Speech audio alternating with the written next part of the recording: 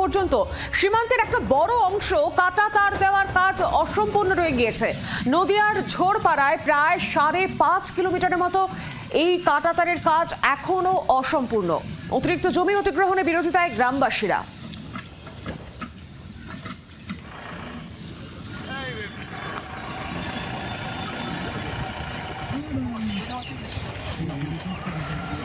জমি অধিগ্রহণ এবং ক্ষতিপূরণ জটিলতায় থমকে রয়েছে এই কাটাতারের কাজ।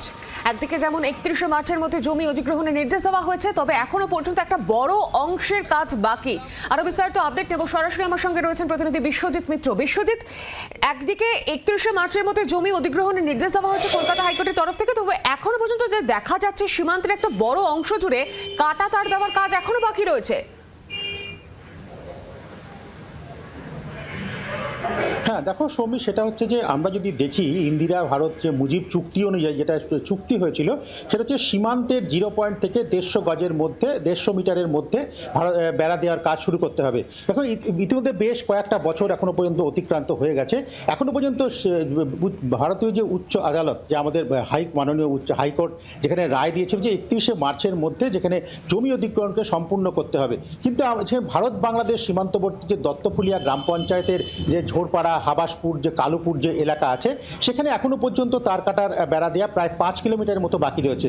এই যে 5 কিলোমিটার বাকি রয়েছে, এখান থেকেই যে সীমান্তবর্তী এলাকা বাংলাদেশ যেখানে প্রতিবেশী দেশ, সেখানে অশান্ত হওয়ার কারণে প্রায়শই সেখানে চোরাচালান বাড়ছিল। পাশাপাশি বহু মানুষ সেখান দিয়ে তার কাটা না থাকার কারণে অবৈধভাবে তারা পারাপার করছিল।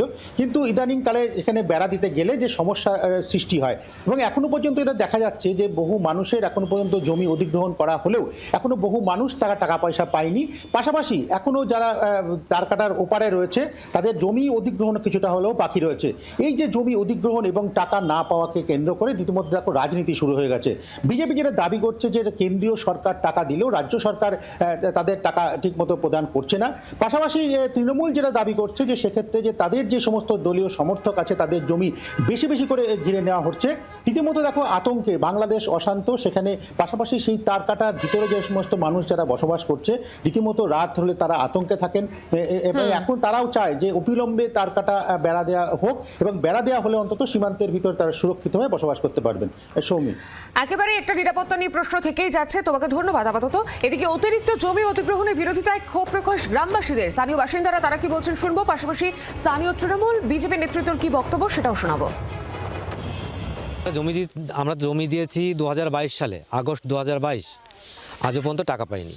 এখন যদি আমরা কাজ চালু করতে দিই তো টাকাটা কবে পাবো? আমাদের দাবি ফেন্সিংটা তাড়াতাড়ি হোক, টাকা পয়সাগুলো সুষ্ঠুভাবে দিয়ে দিক। তৃণমূল কংগ্রেসের সরকার, এই সরকারটার অর্থনীতি একদম ভেঙে পড়েছে। এক খাতের টাকা অন্য খাতে ব্যয় করে।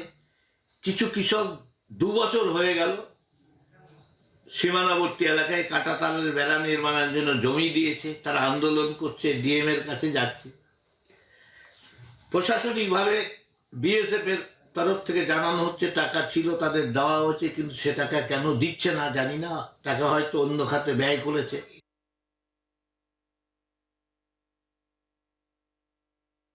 ভারতীয় জনতা পার্টির 50 সদস্য, সে ইচ্ছাকৃতভাবে যে নামের তালিকা দিয়েছে বেছে বেছে তৃণমূল কংগ্রেসের পরিবারগুলোকে বাদ দিয়ে নামের তালিকা দিয়েছে, এবং সেইভাবে তারা বঞ্চিত হয়েছে।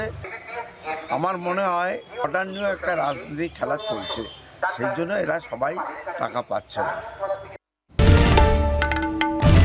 বাংলার আওয়াজ, বাঙালির আবেগ, জি 24 ঘন্টা।